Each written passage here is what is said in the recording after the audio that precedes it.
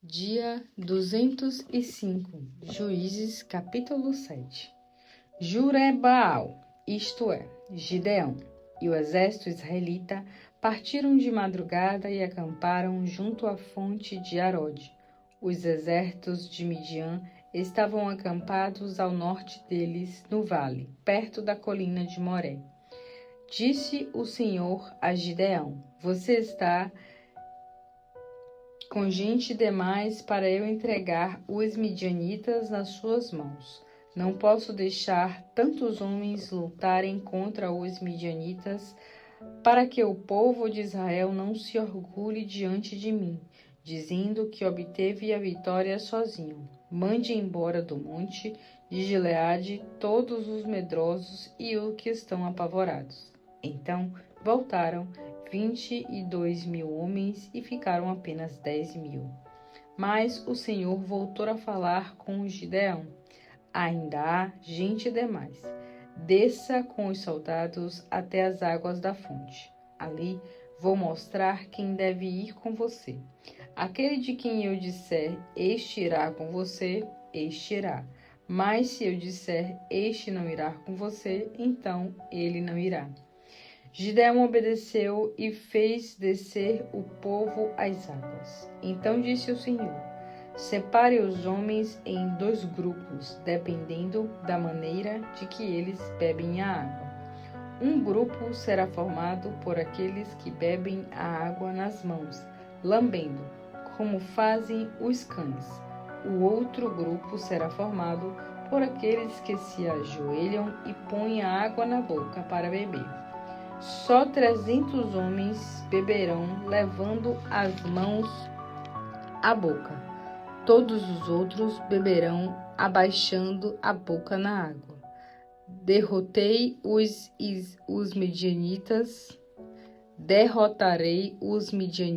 e livrarei o meu povo com 300 homens que beberam levando as mãos à boca, disse o Senhor a Gideão. Mande para casa todos os outros. Gideão recolheu as vasilhas de barro e as cornetas do exército e depois mandou os israelitas para suas tendas, só ficando com os 300. Naquela mesma noite, estando os midianitas acampados abaixo no vale, o Senhor disse a Gideão: Levante-se e desça ao acampamento, porque farei que você tenha completa vitória. Mas se você receia atacá-los, desça até lá primeiro, você e o seu assistente Pura. Você ouvirá o que dizem os midianitas, e o que ouvir vai enchê-los de coragem e de ânimo para atacar o inimigo. Então Gideão e Pura desceram até os postos mais avançados do acampamento inimigo. Os midianitas, os amalequitas e os outros povos que viveram do leste estavam reunidos, formavam uma multidão enorme, cobrindo o vale com nuvens de gafanhoto, tão numerosos como a areia da praia do mar. Os camelos eram tantos que não dava para contar. Gideão chegou perto justamente na hora em que um homem estava contando o sonho ao companheiro. Veja o sonho que tive, disse ele. Vi um grande pão de cevada que vinha rolando para dentro do nosso acampamento e bateu na tenda do comandante. A tenda virou de cima para baixo e ficou desmontada. Disse o outro soldado: O seu sonho só pode significar uma coisa. É a espada de Gideão que vem sobre nós. Gideão, o israelita, filho de Joás. O Senhor já garantiu a vitória dele sobre nós, midianitas e nossos aliados. Quando Gideão ouviu o sonho e sua interpretação, adorou a Deus. Depois voltou ao acampamento israelita e bradou: Todos de pé, porque o Senhor entregou o acampamento dos midianitas nas mãos de vocês. Gideão dividiu os 300 homens em 3 grupos e deu a cada soldado uma corneta, um vaso de barro e uma tocha dentro do vaso. Depois explicou o plano. Fiquem olhando para mim e façam o que eu fizer. Quando eu chegar perto do acampamento, façam exatamente o que eu fizer. Logo que eu e todos os homens do meu grupo tocarmos as cornetas, toquem vocês também as cornetas para todos os lados do acampamento e gritem: pelo Senhor e por Gideão. Foi logo depois da meia-noite e da troca da guarda inimiga que Gideão e os 100 soldados estavam com ele. Chegaram perto dos postos avançados do acampamento dos midianitas. De repente, tocaram as cornetas e quebraram os vasos, de modo que as tochas brilharam na escuridão da noite.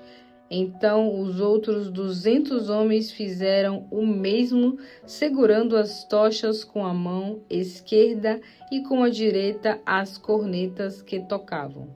Depois gritaram: a espada pelo Senhor e por Gideão.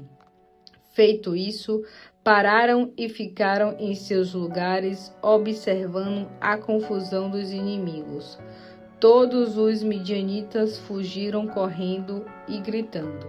Quando soaram as 300 cornetas, o Senhor fez com que os inimigos se virassem uns contra os outros, de tal maneira que houve tremenda matança entre eles, de uma ponta à outra do acampamento. Mas muitos fugiram em direção a Zerara, chegando até Bet-sita e até a fronteira de Abel-meolá, acima de Tabete. Então foram convocados os homens das tribos de Naphtali, de Asser e de Manassés para perseguirem os midianitas. Além disso, Gideão mandou os mensageiros à região montanhosa de Efraim, convocando as tropas com estas ordens: desça ao encontro dos midianitas e cortem as passagens pelas águas do rio Jordão até Bet-bara, de modo que eles não possam escapar. E os homens de Efraim foram e ocuparam as águas do Jordão até Bet-bara. Oreb e Zeeb, 2 líderes de Midian, foram capturados. Oreb foi morto na rocha, agora conhecida pelo nome dele, de Zeeb. E Zeeb foi morto na prensa de vinho, que passou a ter o nome de Lagar de Zeeb. Depois de perseguirem os midianitas, os homens de Efraim voltaram e atravessaram o Jordão e trouxeram as cabeças de Oreb e Zeeb a Gideão. Atos, capítulo 11. A notícia chegou até os apóstolos e outros irmãos da Judeia de que muitos gentios também tinham recebido a palavra de Deus. De modo que, quando Pedro voltou a Jerusalém, o partido dos circuncisos discutia com ele, dizendo: você ficou hospedado na casa de homens incircuncisos e até comeu com eles. Então Pedro contou a eles tudo o que tinha acontecido. Um dia um Jope disse a ele: enquanto eu estava orando, tive uma visão. Vi um enorme lençol baixado do céu pelas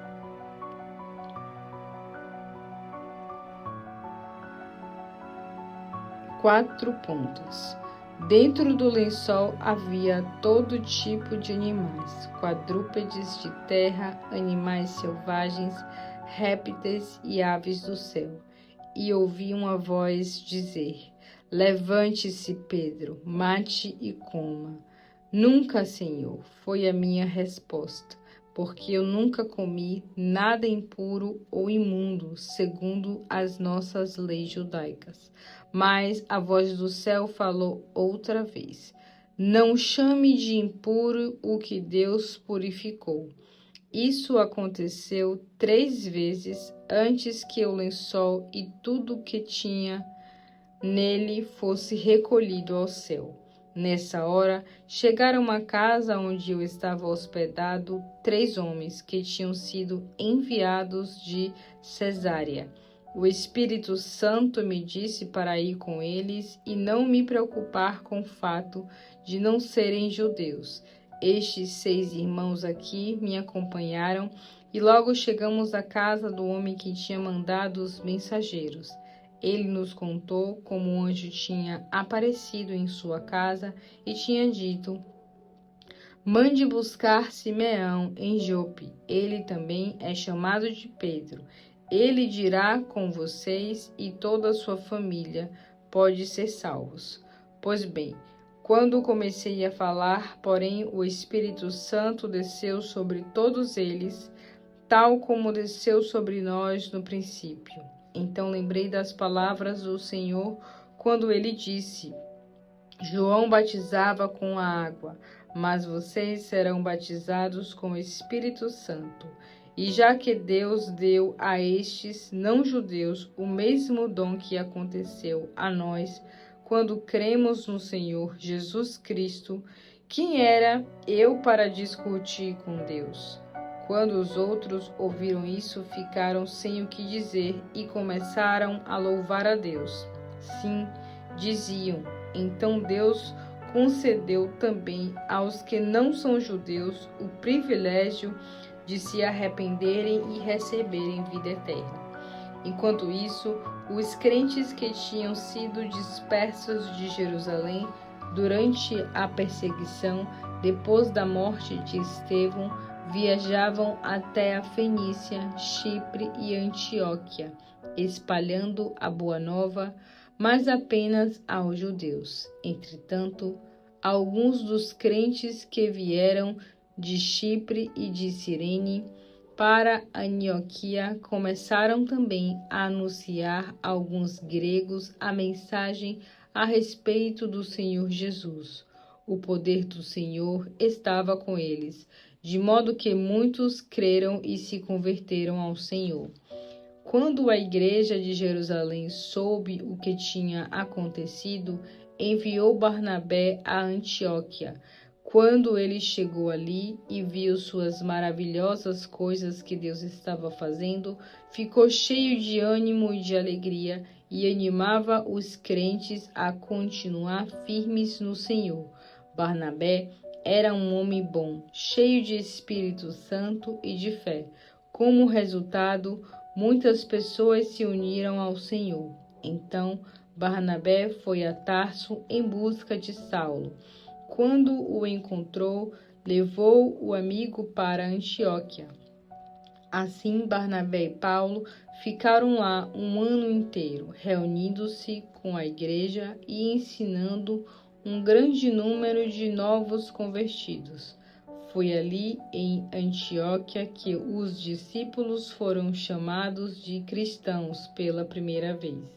Durante este tempo, chegaram a Antioquia alguns profetas vindos de Jerusalém.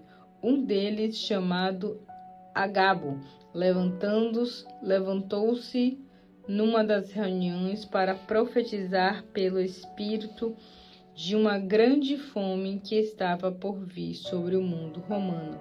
Isso de fato aconteceu durante o reinado de Cláudio. Então, os discípulos resolveram mandar socorro aos irmãos da Judeia, cada um de acordo com as suas possibilidades. Eles entregaram seus donativos a Barnabé e a Saulo para levarem aos presbíteros da igreja. Jeremias, capítulo 20. Quando o sacerdote Passur, filho do sacerdote Imê, responsável pelo templo do Senhor, ouviu Jeremias anunciando essas coisas, mandou prender o profeta. Jeremias foi espancado e amarrado ao tronco que estava junto à porta superior de Benjamim, no templo do Senhor. Passur deixou Jeremias preso ao tronco durante toda a noite. Na manhã seguinte, quando Passur mandou soltá-lo do tronco, Jeremias lhe disse: "O Senhor já não o chama de Passur. Ele mudou o seu nome de hoje em diante. O seu nome será o homem cercado do terror por todos os lados. Pois assim diz o Senhor: farei que você seja um terror para você mesmo e para todos os seus amigos. Você verá cada um deles morrer à espada pelos seus inimigos. Entregarei todo o povo de Judá nas mãos do rei da Babilônia. Esse rei levará o povo para a Babilônia como escravo e matará outros. Eu entregarei nas mãos dos inimigos todas as riquezas de Jerusalém, toda a sua produção, todas as coisas de valor e os tesouros ajuntados pelos reis de Judá, o ouro, a prata e as pedras preciosas. Levarão tudo isso como despojo para a Babilônia. Enquanto a você, Passur, será levado como escravo para a Babilônia com toda a sua família. Lá vocês vão morrer e serão enterrados, você e todos os seus amigos a quem você anda profetizando mentiras. Ó Senhor, o Senhor me convenceu a ser profeta e eu aceitei, pensando que seria protegido. O Senhor foi mais forte do que eu e me obrigou a anunciar as suas palavras. E veja o resultado. Hoje, toda a população de Jerusalém zomba de mim, coaçando o dia inteiro. Sempre que falo é para gritar, anunciando castigo e destruição. Por causa disso, todos zombam de mim e já não posso sair à rua sem ser desprezado. Apesar de tudo isso, não posso deixar de falar. Se eu digo, não mencionarei, nem mais falarei em seu nome, as suas palavras queimam como fogo no meu coração e nos meus ossos. Estou exausto, tentando contê-lo, já não posso aguentar mais. Por todos os lados, gente me ameaçando, dizendo baixinho: há terror por todos os lados, e dizem: acusem Jeremias, vamos denunciá-lo. Até mesmo meus amigos íntimos estão esperando que eu cometa algum erro. Eles dizem: ele vai cair na sua própria armadilha, e então nos vingaremos dele. Mas o Senhor estará ao meu lado, como o guerreiro valente e forte. Por isso, os planos dos meus inimigos falharão, e eles não conseguirão me destruir. Em vez disso, eles é que serão envergonhados e desprezados, e ficarão marcados para sempre. Ninguém vai esquecer a desgraça deles. Ó Senhor Todo-Poderoso, o Senhor sabe quem é justo e conhece bem os pensamentos e emoções de todos os homens. Permita que eu veja o seu castigo sobre essa gente, porque eu entreguei a minha vida em suas mãos. Cantem ao Senhor, louvem o Senhor, porque ele livra o pobre do poder dos maus. Maldito seja o dia em que eu nasci. Nunca se diga que o dia em que a minha mãe me deu à luz foi um dia abençoado. Maldito o homem que disse a meu pai: nasceu, é um menino. Tomara que esse homem seja destruído como as antigas cidades que o Senhor destruiu sem dó nem piedade. Que ele viva cheio de medo, ouvindo barulho de guerra ao meio-dia. Porque Deus não me matou enquanto eu ainda estava no ventre da minha mãe. Porque o ventre da minha mãe não foi também a minha sepultura? Porque ela não permaneceu grávida prematuramente? Afinal, por que saí do ventre materno? Toda a minha vida foi só sofrimento e tristeza, e agora, dia e noite, eu passo vergonha em toda parte.